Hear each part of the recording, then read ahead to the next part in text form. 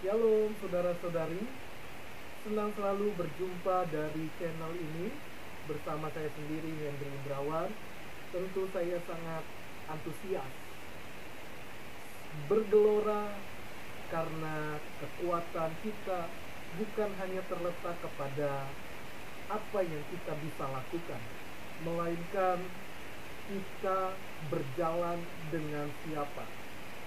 Tentu dalam iman kekristenan adalah kita berjalan bersama dengan Tuhan. Ya, Tuhan Yesus Kristus. Barang siapa yang percaya kepadanya, barang siapa yang mau membuka hati kepadanya, dia mau menerima kita. Apapun dosa yang kita lakukan, apapun latar belakang kita, kalau kita mau sungguh-sungguh percaya di dalam namanya, ada keselamatan, jaminan, sumber kehidupan sampai kepada kekekalan. Tuhan Yesus Kristus. Nah saudara, saya ingin berbagi mengenai firman Tuhan, yaitu waktu dalam kesesakan. Ternyata titik. Sekali lagi, waktu dalam kesesakan. Ternyata titik. Saudara bisa isi ketika saudara mendengarkannya. Kesesakan di sini artinya persoalan hidup kita atau tantangan atau hal-hal yang berat yang kita hadapi saat ini. Karena iman di dalam Tuhan Yesus tentu tidak selalu mulus, tidak selalu jalannya rata, tidak selalu berbicara tentang mujizat yang besar. Tetapi tahukah saudara bahwa apapun kondisi kita, dia selalu ada. Walaupun kita tidak bisa melihat dengan mata jasmani kita, dia selalu ada buat saudara.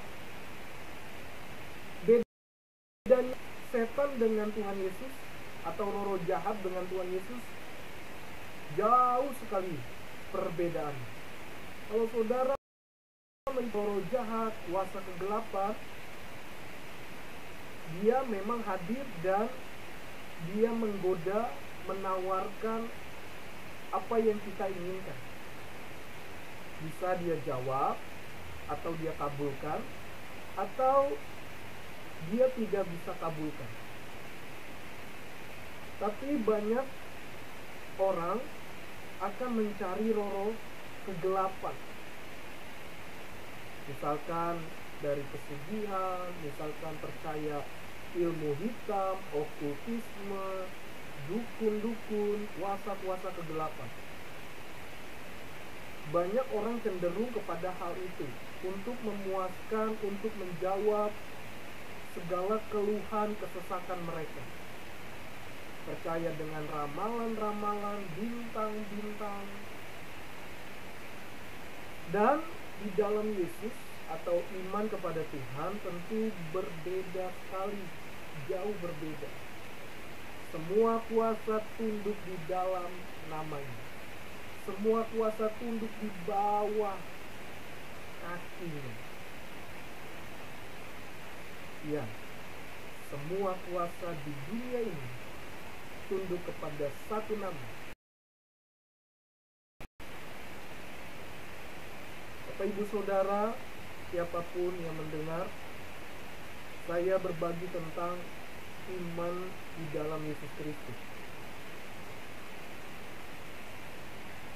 Iman di dalam Tuhan Yesus. Perbedaannya adalah mengikut Tuhan Yesus tidak mudah. Tetapi mengikut Tuhan Yesus adalah jaminan,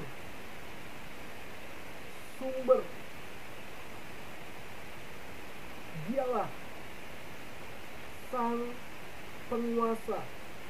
Dia pegang kendali semua. Walaupun kita dalam lembah kelam, dalam kesesakan.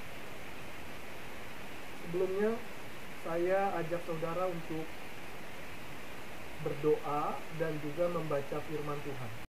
Kita berdoa terlebih dahulu. Haleluya. Tuhan Yesus, ajar kami dengan firman-Mu. Urapi kami, sehingga hati kami dan pikiran kami terbuka dengan ketulusan hati. Kami mau mengenal Engkau lebih lagi. Dalam kesesakan, ternyata Tuhan menyertai kami. Tuhan sayang kepada kami. Tuhan menolong kami. Indah pada waktunya. Terima kasih Tuhan. Berfirmanlah bagi kami. Haleluya. Amin. Saudara, kita buka firman-Nya atau saya bacakan dalam Mazmur 138 ayat 7 dan 8. Kita lihat kisah dari Raja Daud. Ayat 7, jika aku berada dalam kesesakan, Engkau mempertahankan hidupku. Terhadap amarah musuhku, Engkau mengulurkan tangan-Mu, dan tangan kanan-Mu menyelamatkan aku. Saudara, sekalipun Daud sudah menjadi raja, bukan berarti dia selalu hidupnya tentram, nyaman, tidak ada tantangan. Tidak demikian. Waktu dia belum menjadi raja, dia sudah mengalami proses Tuhan. Tentu prosesnya berat. Dan ketika Tuhan mempercayakan menjadi seorang pemimpin, rakyatnya pun banyak yang mengeluh terhadap Daud. Waktu kota Ziklag dibakar oleh musuh-musuhnya, bangsa lain, bangsa Moab.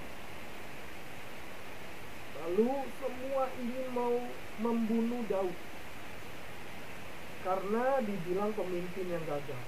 Tapi waktu Daud mengalami ketakutan, dia berseru kepada Tuhan. Dan ini ayatnya, saudara. Dikatakan di ayat yang ke-3, pada hari aku berseru, Engkau pun menjawab aku. Engkau menambahkan kekuatan dalam jiwa. Manusia terdiri dari roh, jiwa, dan tubuh. Roh itu koneksi dengan Allah kita, dengan Tuhan. Itu perlu namanya ketenangan, kedamaian, ketentraman ketika menghadapi situasi kesesakan apapun. Seperti Raja Daud. Daud mengalami tekanan yang luar biasa, tapi jiwanya berseru kepada Tuhan. Hidupnya berseru kepada Tuhan. Waktu aku takut, aku percaya kepadamu, Allah yang kupuji, Allah yang menyelamatkan aku. Dalam kesesakan, percayalah saudara, Tuhan sungguh mengasihi saudara. Apapun kesesakan. Makanya saya ingatkan, kalau saudara sudah percaya Tuhan Yesus, saudara mengikut Tuhan Yesus, bukan berarti semuanya ada, semuanya terwujud, semuanya serba terjadi. Tidak tentu. Apa saja kesesakan itu, bisa karena ekonomi atau keuangan, keluarga, anak-anak yang sudah berkeluarga, atau masalah hubungan rumah tangga yang sedang retak, atau masalah hal lainnya, sakit penyakit, atau masalah hati yang menyimpan kebencian, dendam, amarah. Itu adalah sebuah kesesakan, suatu kesesakan dalam hidup saudara, dalam jiwa saudara. Tetapi firman Tuhan diingatkan kepada kita bahwa jika aku berada dalam kesesakan, Engkau mempertahankan hidupku. Ternyata Tuhan masih punya cara yang ajaib membela hidup kita. Waktunya pasti indah. Jadi jangan cepat-cepat ambil keputusan menyalahkan Tuhan, apalagi engkau meninggalkan Tuhan. Justru sangat rugi. Dalam kesesakanmu lah ternyata Tuhan ada Tuhan tidak selalu membuat sesuatu yang wow, yang serba luar biasa, tidak juga. Tapi Dia tahu apa yang kita butuhkan. Selama kita tidak menyerah, kita berjalan bersamanya, kita melayani Dia, kita hidup untuk Dia, kita mau taat, mau belajar, mau dibentuk, mau diproses lewat firman Tuhan. Jadi Dialah yang mempertahankan hidup kita terhadap amarah musuh. Banyak hal musuh kita, bukan hanya manusia, tetapi musuh-musuh yang dimana kita sedang hadapi. Misalkan sakit penyakit bertahun-tahun tidak sembuh-sembuh, atau masalah keuangan, pekerjaan, itu adalah sebuah musuh kita juga. Tetapi Tuhan pasti membela saudara selama kita bergantung kepada Tuhan. Karena apa? Dia mengulurkan tangannya, dan tangan kanannya menyelamatkan. Tangan kananmu, tangan kanan Tuhan, artinya ini pemahaman bahwa Daud merasakan tangan Tuhan itu sungguh sangat menyelamatkan, luar biasa, punya cara yang ajaib. Tangan kanan bicara tentang kekuatan ilahi. Ada aja jalan keluar Tuhan, ada aja cara Tuhan menghibur manusia, ada saja. Jadi kita harus benar-benar bergantung kepada Tuhan, melekat kepada Tuhan. Dan ayat 8, Tuhan akan menyelesaikannya bagiku. Ya Tuhan, kasih setiamu untuk selamanya. Janganlah kau tinggalkan perbuatan tanganmu. Amin. Tuhan pasti menyelesaikannya. Percayalah saudara, Tuhan pasti menyelesaikannya. Bergantung terus sama Tuhan, berserah, bukan menyerah, berserah sama Tuhan. Apa yang saudara kerjakan, hal kecil pun, sekalipun belum ada nilainya, lakukan dengan segenap hati, dengan sepenuh hati.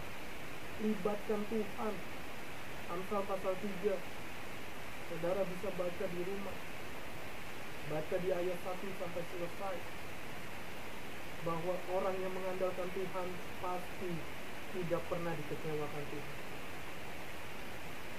Ayo saudara, jangan putus asa, jangan menyerah, jangan bunuh diri, jangan tinggalkan Tuhan, jangan. Kembali kepada Tuhan, Dia masih menerima engkau. Lihatlah Daud ditolong, saudara pun ditolong. Waktu saudara berseru kepada Tuhan, berseru bukan hanya teriak-teriak saja, tetapi komitmenmu, kesungguhanmu, antusias jiwamu, rohmu, hidupmu untuk Tuhan. Apalagi engkau kerjakannya untuk kemuliaan Tuhan, saya acungkan jempol, luar biasa. Tuhan tidak pernah berpisah. Orang yang mengasihi Tuhan, takut akan Tuhan, apa yang tidak pernah dilihat oleh mata, tidak pernah didengar oleh telinga, tidak pernah timbul di hati manusia, semuanya disediakan bagi kita yang mengasihi Dia. Carilah dahulu kerajaan Allah. Cari Tuhan bukan hanya sekedar berkat-Nya, karena berkat-Nya pasti ada. Pasti ada. Berkat itu bukan hanya uang dan harta, tapi keselamatan, perlindungan, kesetiaan Tuhan, kemurahan, kebaikan Tuhan. Itu adalah berkat ilahi. Jadi sampai di sini saja. Ingatlah, berbahagialah orang yang bertahan dalam pencobaan, ujian hidup. Kalau kita sudah melewatinya, kita akan melihat kemuliaan Tuhan. Tuhan akan berjalan bersama kita dengan kuasa-Nya. Jangan batasi Tuhan dengan pikiran kita. Dia kapanpun, Dia sanggup menolong saudara. Dia bisa menolong saudara. Percaya, Tuhan mengasihi saudara dalam kesesatan. Jangan bunuh diri, jangan lari dari Tuhan, jangan tinggalkan Tuhan, jangan ragu. Walaupun engkau belum melihatnya, walaupun engkau belum ditolongnya, jangan ragu. Tuhan sanggup menyelamatkanmu. Sampai di sini, Tuhan Yesus memberkati. Shalom, haleluya.